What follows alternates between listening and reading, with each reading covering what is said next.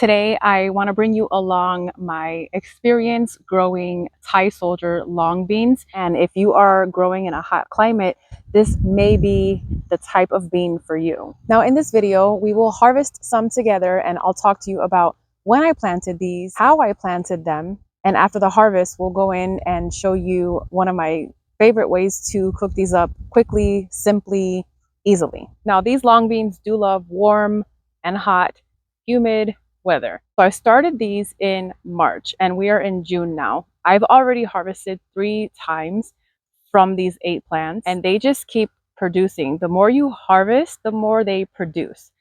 I don't know how well they'll do in the intense summer months like in July and August here in Florida. So if you are also here or in a similar hot climate, you can still pick up some seeds.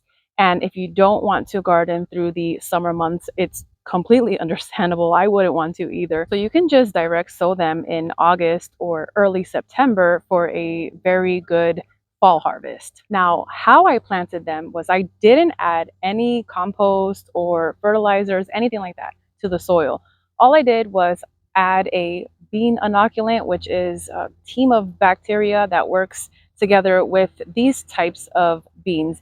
So there's different inoculants that boost certain beans and legumes, peas, and there are different ones depending on what type or what family you're growing. I believe there's also a universal one that will work for all of them. But what I did was select a bean inoculant specifically for this family here. It's the long bean family, which also works well for peas and some other beans. Now it's completely optional. I just personally chose to do it because I really wasn't working with that great of soil or sand to begin with. This property was just purchased in December, so we've only been here for 6 months and I'm slowly working on building up this soil. So I planted them here along one side of my banana circle along the outer edge. And I do have certain plants in here that would benefit from the extra nitrogen that these beans put into the soil. So I'm pretty sure you're aware, but if you're not, most if not all beans and legumes don't pull nitrogen from the soil. They actually take it from the environment and they put it down into the soil. So they're essentially nitrogen fixers, and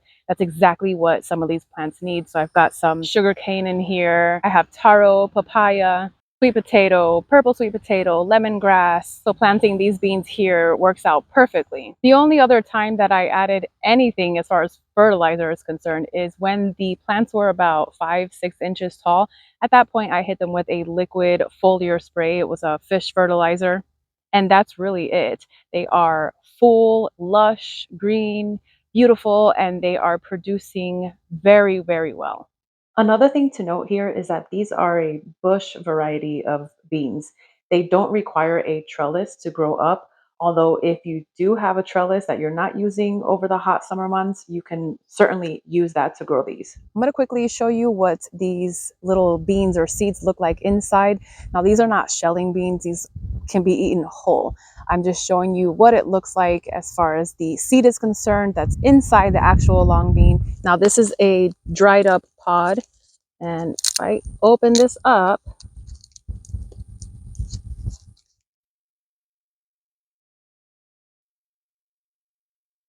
so with these seeds, what I ended up doing was just sprinkling some of the inoculant into each planting hole. I placed one of those little beans into each hole, covered it up, watered it, and within 3 days, they were already sprouted up out of the ground. And I did get 100% germination on these, so that was also great.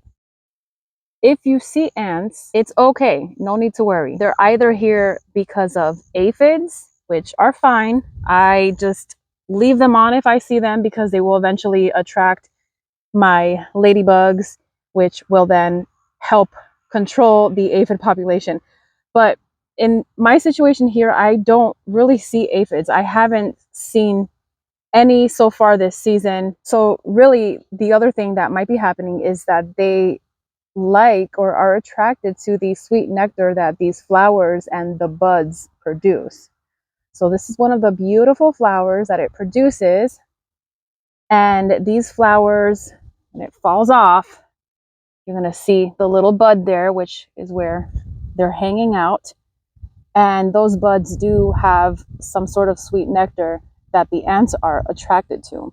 And that's specifically where you're going to be harvesting these beans. So to harvest them, you can use some pruners or some scissors and just carefully remove the bean right there. Now you don't want to actually cut this whole thing off down here because the bud here is going to continue producing more beans after you harvest. So you don't want to damage that. Otherwise, you're going to reduce future harvests and yields. So we're going to flick it like that to remove the ants. And then we either come in here and twist it off like this, or take your pruners or scissors and cut it off while leaving this bud. Look how beautiful this is. I let this one go a little too long. You can tell by just squeezing it, it feels a little hollow inside. Of course, you can feel the little beans inside.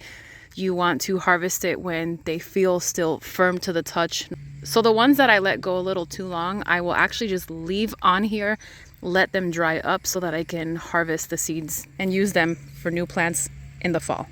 I have been harvesting from these and used them already in the kitchen. They are delicious.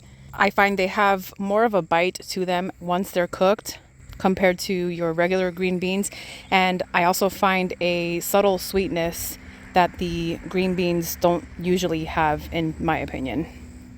So something like this would be too young to harvest. We would need to let this go a little bit. This one can be harvested, although I may let it go just a little longer. Now this little bunch here, great example of one that is harvestable. So it is still firm to the touch, although you can start to see the seeds bulge out a little bit. This is good. This one can come out right now. If I wait a little longer, it will turn into this, which it's far too gone. So this is one that I will let dry and collect the seeds later on.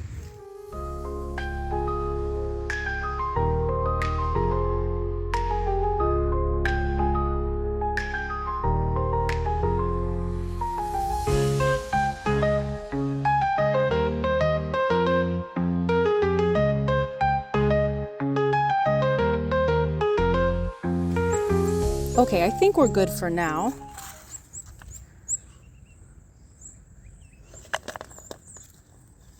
Another decent harvest.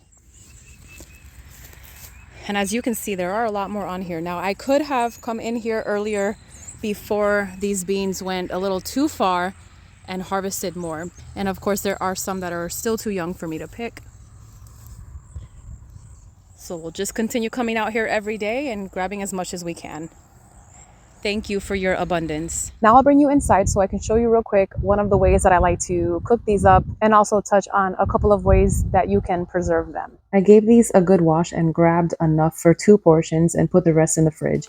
So what I'm doing is removing the ends that were attached to the plants because they tend to be a little more on the woody side, and I'm going to go ahead and compost those. And what I'm doing now is just cutting these long beans into roughly 1-inch slices. And then I'll go ahead and do the same with this onion. It's about 1/4 of an onion, and I'm going to cut them to about the same size as the long beans. I'm going to take 2 garlic cloves, crush them, and mince them up really well. Now this could be a meal of its own, but you can also pair it with any type of protein that you'd like. I like to pair mine with ground beef in sort of an Asian style stir fry. So I'm going to go ahead and start stir frying these onions in a little bit of avocado oil, or you can use olive oil. And once they are a little brown, I will go ahead and add the long beans and get these stir fried. Add a little bit of salt and pepper. And if I feel it's a little dry, I will add a little bit more oil just to make sure that nothing burns. Once the long beans start to soften up, I will go ahead and add my garlic in here. And then I actually like to add a splash of coconut aminos, which is kind of like a soy sauce substitute. Has a sweeter flavor and it's a lot better for you, and I just absolutely love this flavor. So I'm going to go ahead and add a splash in here and mix it all together. Now I'll just let it caramelize a bit, and then we can optionally add a little splash of sesame oil and then serve it as a side dish, or eat it just like that, or with any protein of your choice. Now, if you are growing multiple plants like this, you may end up finding yourself having to preserve them some way, because they do, like I said, produce abundantly. So a couple of ways to preserve them. You can can them, although I haven't tried canning. My preferred way of preserving, if you have space in the freezer, would be to freeze them. But you first need to blanch them. So put them in some boiling water for about 1 minute, no longer than 2 minutes. Then take them out and place them into an icy cold water bath for a couple of minutes. Remove those beans, let them dry, and then place them into Ziploc freezer bags, place them in your freezer. Or if you have one of those food savers where it removes all the air from the freezer bag, go ahead and do that. Now, I hope this video was helpful, and I will see you on our next one.